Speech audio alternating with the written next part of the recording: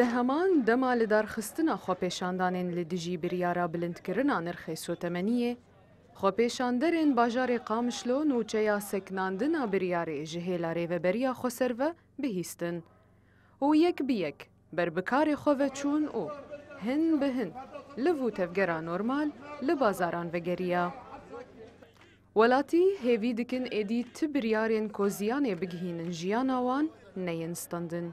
ما بيسيد بيجي بريار هاتية يعني سكن لغو بويه لا بريارة هنا نمعناتها انه تشكي يعني وبمن له دفي باش قوي خبز الملتي خوا ومسألة يعني يه چاندنه ويه هجارية.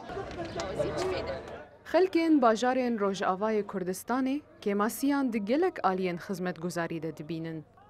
Standina biryara kemîna bilindkirina nirxê sotemeniyê bû sedema kelandina hêrsa di dilê welatiyan de.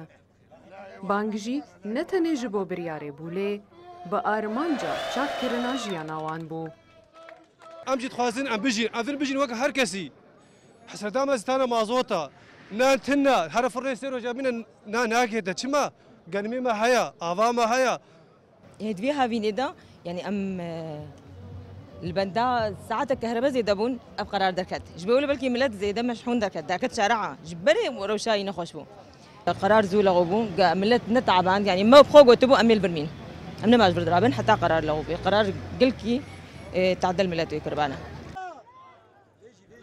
Piştî li darxistina xwepêşandanan li hin bajaran û girtina bazaran li hin bajarên din yên Rojavayê Kurdistanê wekû bersivekê ji bilindkirina nirxê sotemeniyê re, rêveberiya Xweser biryar da ku ji biryara xwedî hejmara 119 vegere û nirxê sotemeniyê wekî berê vegere.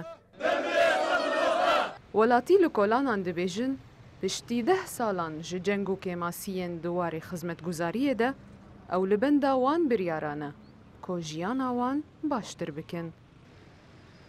Arya Hacî, Kurdistan 24, Qamişlo.